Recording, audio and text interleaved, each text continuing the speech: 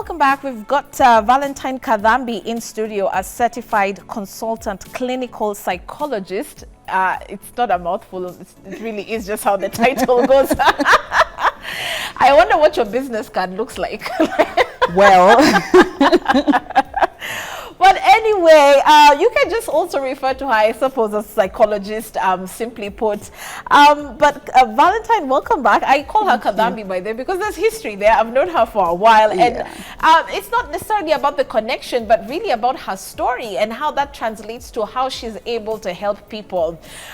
We are digging the conversation today on childhood trauma because it's really challenging each and every one of us, Shiko included, as I'm sitting here.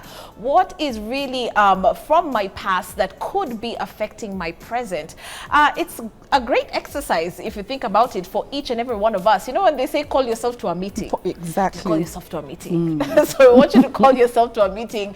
But other than that, keep engaging us through our social media platforms at K24 TV, as well as my personal platform as at Shiko Kaitani. Also Valentine's, if you'd like to check her out on platforms like Instagram, Karibu Sana. Would be most appreciative if you send us your messages. All right, so we're talking about this issue of having this fear of confrontation, especially when that issue or that trigger is in the form of another individual. And I say this because these are the common things that you tend to see. I know, and I'm sorry, let me not downplay things like abuse when you're a child, but like I said, it's the everyday stuff that you see in family gatherings. There's beef between this cousin and who, my grandmother didn't do this, my dad didn't love me this way, my mother did this and this and this. And you find, Kadhambi, that a lot of us have that trauma of, you know what, just never feeling like we're ever enough because we didn't find our space and our place in our family setup. And so that fear of you sitting your mom down or your dad down and saying, this is how you made me feel. Why do we have that fear of confronting other individuals, especially when they are related to us? If I even get into, let me just take you back a bit. So, as you said, when we think about trauma, we think about physical or sexual abuse or witnessing an accident.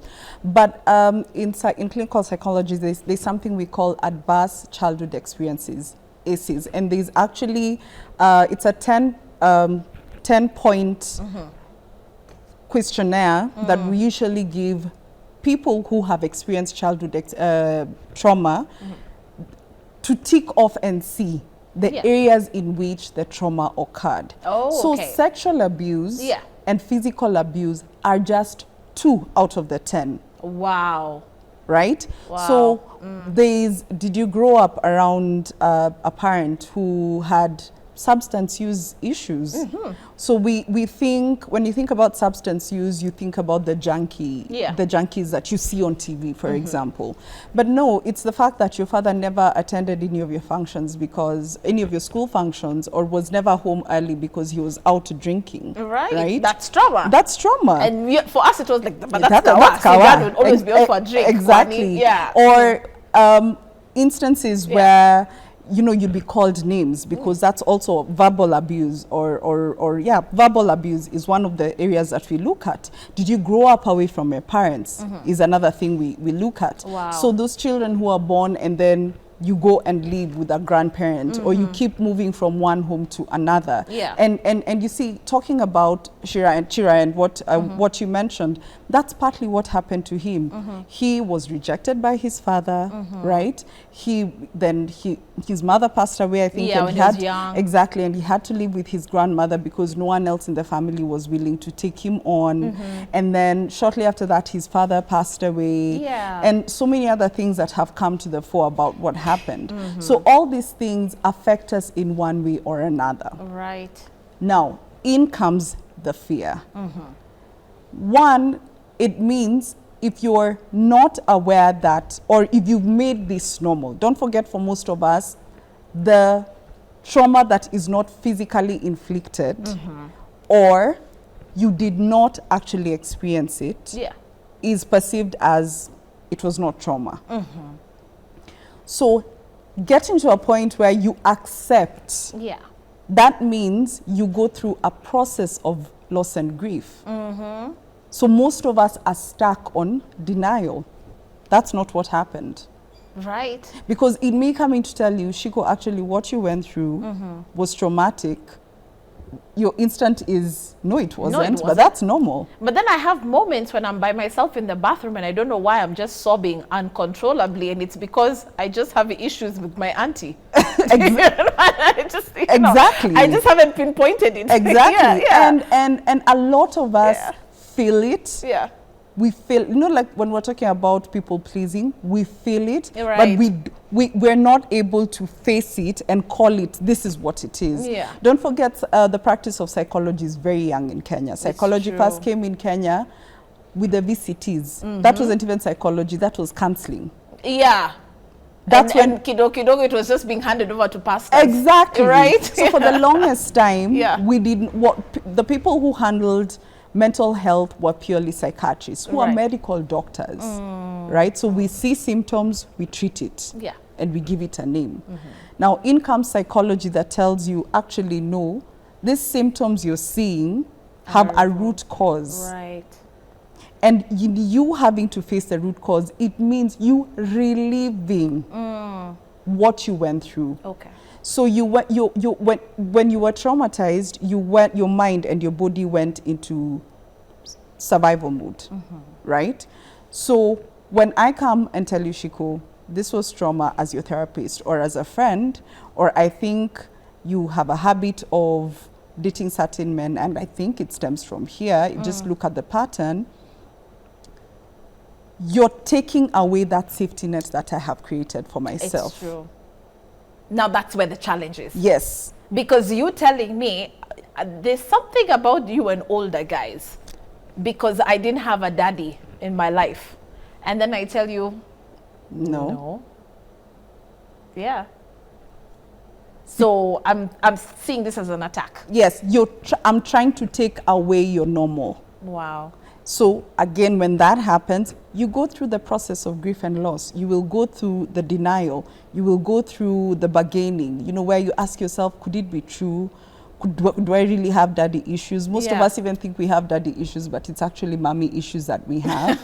Because like our anger is towards our mothers and why they didn't protect us and why they allowed the abuse to go on for so long. Oh, wow. And we grow up saying, I will never be like my mother. Yeah. Right? So facing your fears or facing your trauma is not as easy as, think about it, even accepting a physical health diagnosis. It's not always, oh, okay, I have cancer. Okay, good, so what do we need to do? Yeah. Or, okay, I have diabetes or hypertension or cholesterol issues. There'll always be a fight back to it. And it's because of that. Anytime there's a change in your reality, we go through the loss and grief process. And that takes time. And for some people, they'll get stuck at one place. There's some who will be able to go through the entire process and get to the acceptance stage and start making changes. Others will be stuck at denial. Others will be stuck at bargaining. But okay, maybe if I, others will be stuck at anger, where you're angry at everybody in the world. But the reality of who you're angry about is the person who caused you the trauma. Right. And so on and so forth. Okay. So I'd explain it that way. No, I'd explain it. Well put. I mean, the truth here is we have situations whereby perhaps, one would wonder, does it always, end up giving me the desired result? Or do you tell me, even as a psychologist, you need to be open to the fact that you might not get the answers that you want? Yes. Why this happened to me? Yes. Then what? So in therapy, we take you through a process of forgiveness. And I know it's a soft spot, because you're like, how am I forgiving someone who did A, B, C, D to me? Or how am I forgiving somebody who did not give me a response or come and apologize to me? You see? But we take you through steps of how to go through that process, and understanding that forgiveness, that does not mean denial. Forgiveness is not for the other person. It's letting go of this thing that has taken control of you for such a long time and admitting that yes, it happened, yes, it caused me adverse, you know, psychological effects or physical effects, but I'm not going to give you power to continue controlling me anymore.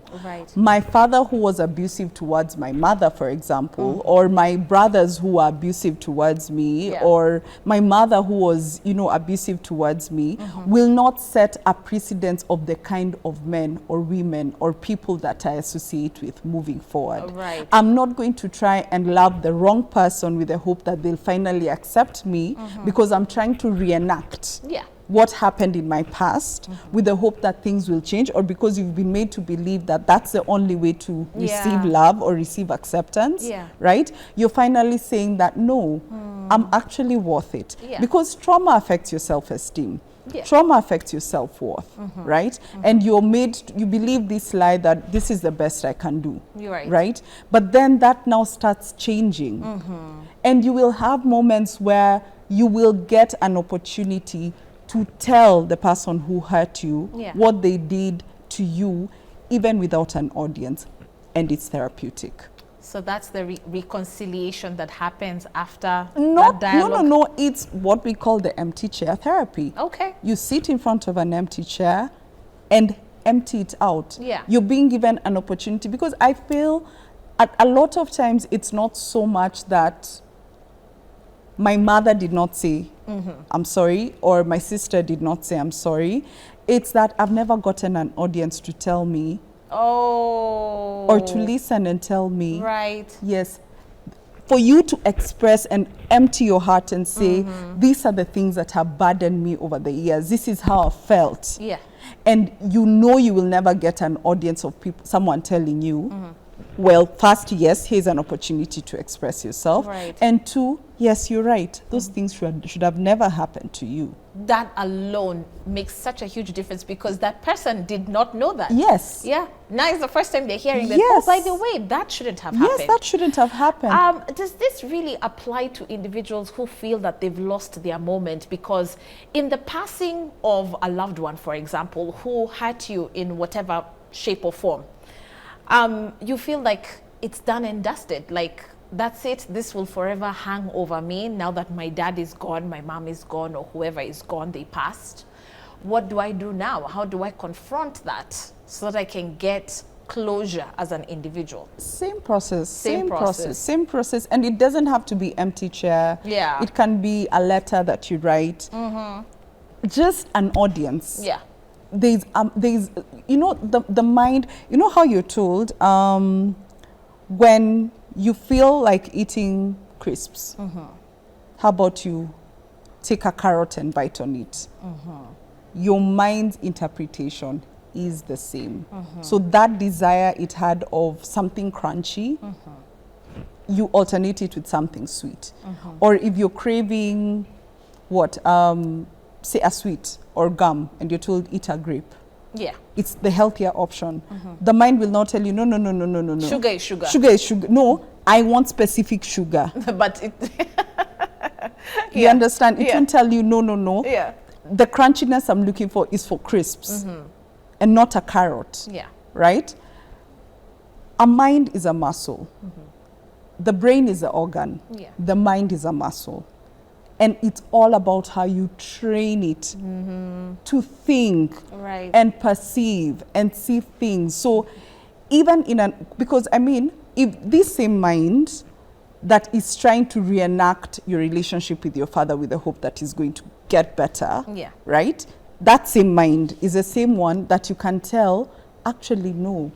How about you try looking at it in this other way? It does not have, because this reenacting you're trying to do, it's not your father you're dating, right? But your mind is made to believe, somewhere at the back of your mind, you think that I'm dealing with my father and I'm trying to change the narrative. Okay? For example, in fact, the best example I can give is boys who suffered under the hands of aggressive mothers or abusive mothers. So what you tell yourself is, I'm never, ever, ever going to date.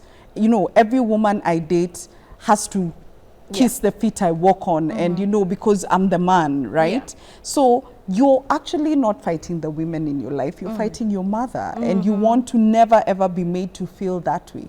So if the mind is that powerful, to create a situation that is not present, because this boy will never, or this man will never get an opportunity to fight the mother. But they feel validated every time they fight you, Shiko. You who is a representative, exactly, you who is a representative of the person who hurt them. So we can also create a safe space that was not created by that person and train the mind to feel safe moving forward. I like that. That's really powerful. You've used the word that, you know, I actually wanted to use in my next question, which is about safe spaces. And I think now this is the clarion call for a lot of parents. Brenda, by the way, let me know how many minutes we have as we begin to wind down, right?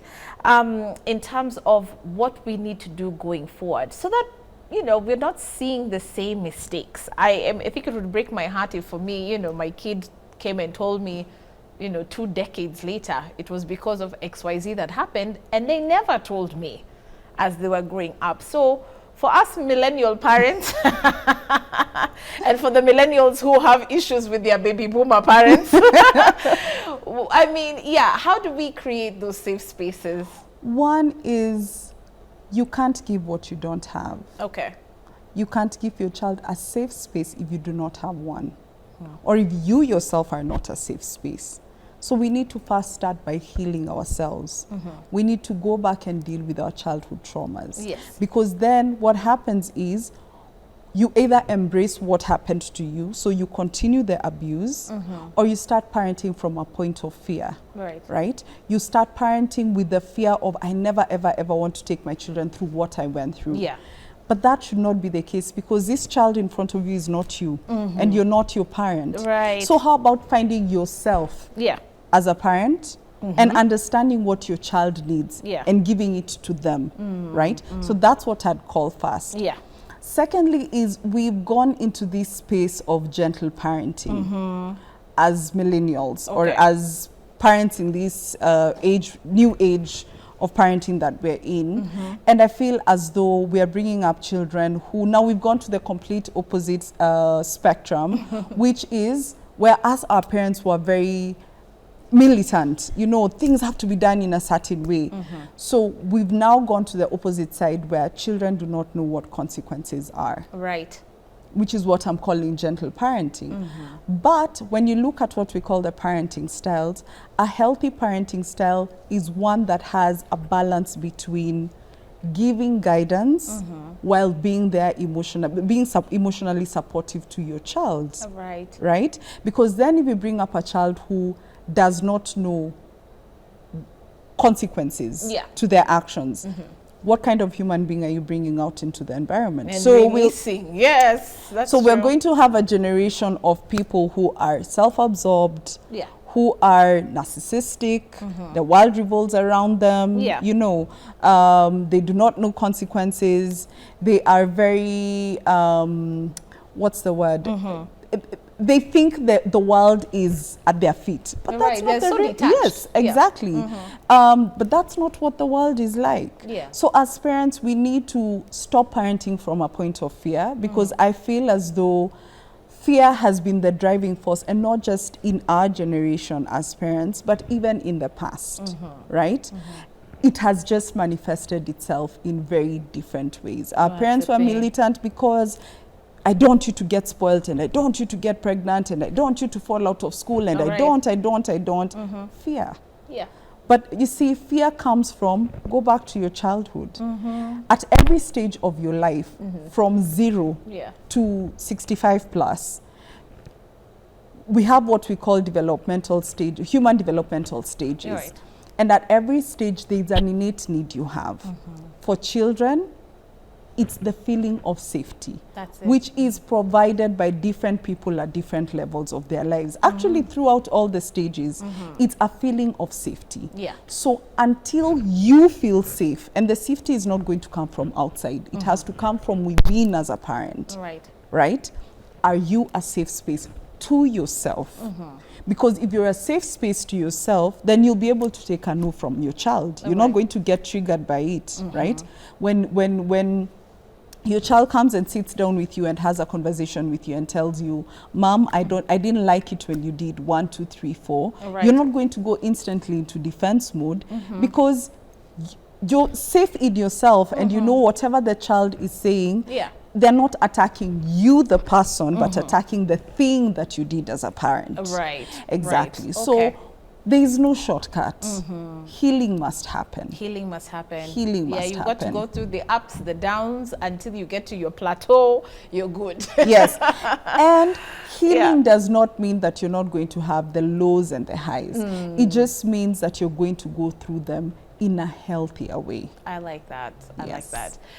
Well, you know, for very many of us growing up, you find it hard to look at your parents as, oh, they were fearful that this and this and this is I know. So then you're thinking about all the weapons that were used on you.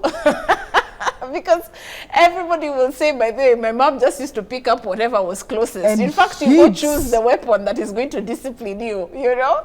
But yeah, it was because they were operating from a space. It does make sense, you know, that they didn't want you to end up in a certain way. So it was of the utmost importance that now whipping For you to turn out in a certain like this. way. Yes, Exactly. Yes. And then now things are different with us as parents. I actually was just chatting with a couple of people before I got on this show. There's a Sandra who told me, oh, please talk to Kadambi about bullying in school. Very good point. We have 4 minutes to go, but maybe you can address Sandra, because for her, she said, well, this is not a direct, you know, individual in your life, but we never talk about the school settings that we grew up in and how that has probably affected a lot of individuals growing up, what they thought of themselves, even their career choices because of their peers. So peer influence in this space and how it has been traumatizing for a lot of individuals who are keeping quiet, but they knew what they went through in boarding school. Exactly. Yeah, they knew what they went through. So you've heard me mentioning developmental stage, human developmental stages. Yeah. So at every stage of your life, there's an innate need you have, right? And in the innate need, there's a significant relationship that plays that role. Yeah. So for 0 to 18 months, it's your mother, and it goes on, and it gets to a stage where it's your peers. First, it's school and the environment, right? And there's a stage where it's your peers in teenagehood, right? So if you do not, again, receive the safety in that area, it could be either acceptance, it could be bullying, it could be, because for teenagers, for example, we think they're crazy because they think their friends are it. Yeah. But it's not a choice they make. Yeah. It's how your mind is wired, that at this stage, your peers are the people who are influencing you, right? So when a child goes to school, the school setup, it still plays a big role. And when I'm taking history, I'll ask you, how was school for you? Did you enjoy going to school? Yeah. Because as much as we want to think, oh, it was not a big deal. No, it was. Look at what happened to me. Right. I'm a classic example of that. It might not have been direct bullying or being beaten by my peers and all that. But people cut you off. Exactly. Yeah. People cut me off, and school stopped being a happy place for me, and I wanted nothing to do with it. And you see, for children, ADHD is one of the conditions that they develop out of trauma. And the trauma might not be at home. Yeah. School is where it's like work in adulthood. It's similar circumstances. So you were bullied in school, you were never able to tell off your bully. Your parents did not do anything about it because you were like, that's normal, you know, teachers are like, fight your own battles. Then you go to work. What happens to that person? Then they end up in unhealthy work environments. They're not able to say no to their unhealthy bosses. They're not able to put up healthy boundaries. So it does play a significant role. All right. So for you as a parent, your role is not just to create a healthy or safe environment in your home, but is ensuring that also the society around your child is also safe. Wow. Because whereas you could be a safety net, right? if the society around them is not a safety net, then they develop anxiety because the belief becomes, so long as mommy is not there, I'm not safe. That's the thing. So I don't want to interact with other people. Yes. I only want to go where mommy is. I only want to be around my mommy, you know, and it draws over to, again, as I've explained, adults who go to their workspaces, which is very similar to the school spaces, and they're not able to speak up for themselves. And that's the thing. It started from there. So you wonder why that child is introverted. They've become an introvert when they're adults. They have attachment issues, Exactly. you know. Ah, wow. It just snowballs. And snowballs out of control. It does. Thanks for answering Sandra's question. And that's a great point. And I think a challenge to a lot of us who are mummies and daddies about not just creating a safe space at home, but, you know, the society around your child also matters. Let me give you this opportunity, Kadambi, to let people know how they can reach you for any professional, I guess, services, consultation. Okay, so I practice at Kemi Center at Niskize. So we are on Kemi Center, Block F, apartment 1.1. You could also reach out to me through my social media pages. I'm at Miss Kadambi on Instagram and Valentine Kadambi on Facebook. And if you DM me, I'm very responsive online. I will reach out to you. I will give you the guidance on what next steps you need to take and how to reach the office in order to book an appointment. But the Niskize is also at Niskize on Instagram and Facebook. So you can easily get our contacts there. Call and ask to speak to me or any of the therapists that we work with. Fantastic. Thanks so much for making time for us today.